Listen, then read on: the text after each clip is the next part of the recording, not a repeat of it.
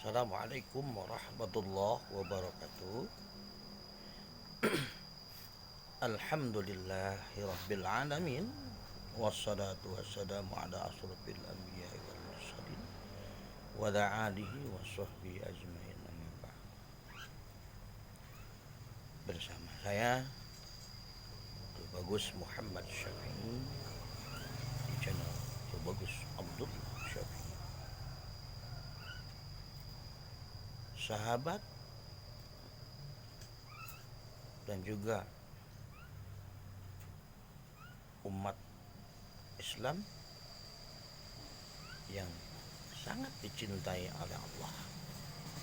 Insya Allah kita akan mendapatkan syafaat daripada Rasulullah SAW.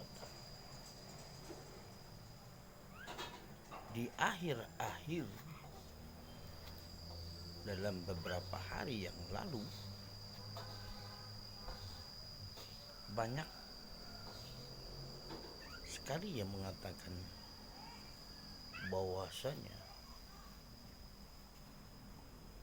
radikalisme yang terjadi itu banyak yang dilakukan oleh umat Islam ataupun agama Islam. Tapi kalau saya sih tidak setuju dengan adanya kata radikalisme yang dilakukan oleh umat Islam dalam mengataskan nama agama.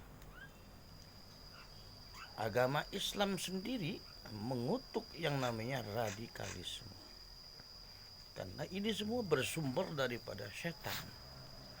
Ini semua bersumber daripada iblis. Kalau kita sendiri selaku umat Islam tidak mempelajari hukum-hukum Islam yang lebih luas, seakan-akan Islam ini radikalisme ini datangnya dari umat Islam. Tidak. Radikalisme ini adalah datangnya itu daripada setan iblis yang ingin menghancurkan umat Islam itu sendiri. Karena apa? Karena keterbatasan ilmu ataupun dia tidak mau mempelajari ilmu. Banyak sumber-sumber yang mengatakan bahwasanya Islam ini rahmatan lil alamin, bukan radikalisme. Islam ini adalah rahmatan lil alamin. Islam ini cinta damai, dan Islam ini tidak pernah dikatakan Islam yang maaf, Islam sadis, tidak. Memang ada paham-paham, di antaranya paham Sunni adapun paham Syiah. Ini yang menjadikan pemahaman. Itu paham, bukan agama. Dan paham itu mulai dibuat oleh sekelompok orang-orang yang mengaku Islam, tapi pada kenyataan mereka itu bukan Islam. Kenapa saya katakan bukan beragama Islam? Cuman mereka menyamar masuk ke dalam paham tersebut. Yang sesungguhnya yang dikatakan paham Syiah itu adalah paham keras. Tapi kerasnya tidak kriminalitas. Keras dalam mempraktekkan hukum. Ya hukum Allah seperti ya begitu. Contoh di dalam beberapa hukum Islam ada paham qisas, hukum qisas. Memang hukum qisas itu sudah ada di dalam Al-Quran. Sejak Nabi Allah Adam diturunkan ke muka bumi, hukum qisas itu sudah ada. Cuman tergantung kitanya saja. Itu hukum Allah jelas. Itu hukum Allah yang tidak bisa ditawar-tawar kembali. Beda dengan hukum yang dibuat oleh manusia. Jadi saya memohon pada sahabat semua yang beragama Islam, janganlah kita berpikir yang berlebih-lebih. Kita belajar sajalah. Kita banyak ulama, banyak ustadz, banyak kiai. Yang kita pikirkan akan kemana kita kembali setelah kita wafat, itu saja. Amalan-amalan yang kita punya tidak menjamin kita masuk surga. Tapi yang menjamin kita masuk surga adalah keikhlasan kita. Tapi daripada ilmu-ilmu yang kita dapatkan, haruslah kita berjuang untuk bagaimana mendapatkan keikhlasan tersebut. Maka daripada itu saya meminta kepada para sahabat, yuk kita belajar agama kita dengan baik. Yuk kita belajar mempelajari hukum-hukum Allah dengan seksama. Jangan kita mempelajari hukum-hukum Allah hanya setengah-setengah, yang akhirnya timbul pemikiran-pemikiran yang memang akhirnya tidak sepaham dengan pemikiran orang-orang umat Islam yang lainnya. Gitu. Jangan dijadikan perbedaan itu jadi simbol. Jadi perbedaan di dalam pandangan hukum Islam itu adalah perbedaan yang sangat luar biasa, yang memang terkadang banyak yang tidak paham gitu. Artinya berbicara masalah tentang hukum fikih itu luar biasa. Ada yang mengatakan ini begini, ini begini, ini begini gitu. Tapi kalau agama kita sudah dirusak oleh orang, berarti kita sendiri harus memperjuangkan agama kita gitu. Kalaupun hukum fikihnya seperti ini, karena mereka juga banyak punya ilmu, tapi jangan dipublikasikan. Wah, ini seperti ini seperti ini. Jadikan hukum itu adalah hukum untuk diri kita sendiri. Kalau memang kita mempunyai dasar bahwa di dalam hukum Islam ini tidak ada, yaudah kita pegang.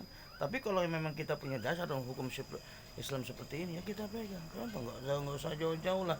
Dari tadi saya berbicara masalah tentang yang namanya bid'ah. Kalau memang itu dibid'ahkan oleh umat Islam yang lainnya, kalau memang dasar kita, kalau mereka punya dasar hukum, yaudah. Tapi jangan diribut-ributkan gitu.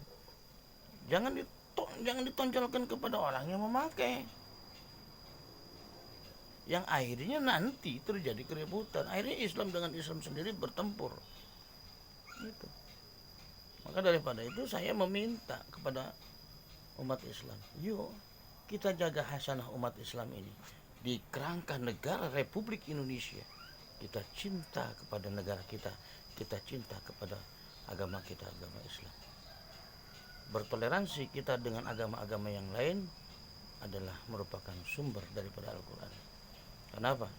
Rasulullah saja pernah menjenguk seorang yang bukan umat Islam, dan kata toleransi ataupun hablum minas. Kalaupun hablum minallahnya tidak sama. Mereka adalah kaum-kaum yang Yahudi, kaum-kaum kafir. Rasulullah adalah umat Islam.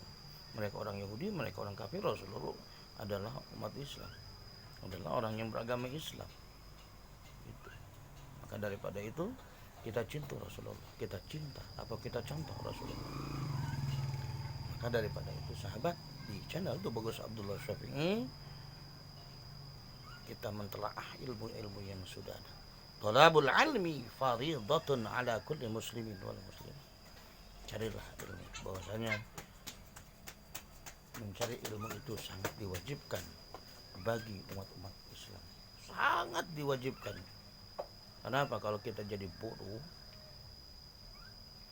karena kita tidak mau belajar. Kalau kita ingin mengharapkan sesuatu ukuran dunia dan akhirat, berarti harus kita cari ilmunya.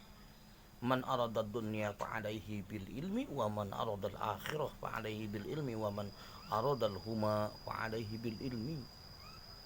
Sudah jelas-jelas lah kalau kita memang ingin mencari ukuran hidup di dunia, memang harus dengan ilmunya. Selain kita mencari ukuran di dunia, kita juga harus mencari ukuran untuk kita pulang ke akhirat. Berarti harus dengan ilmunya.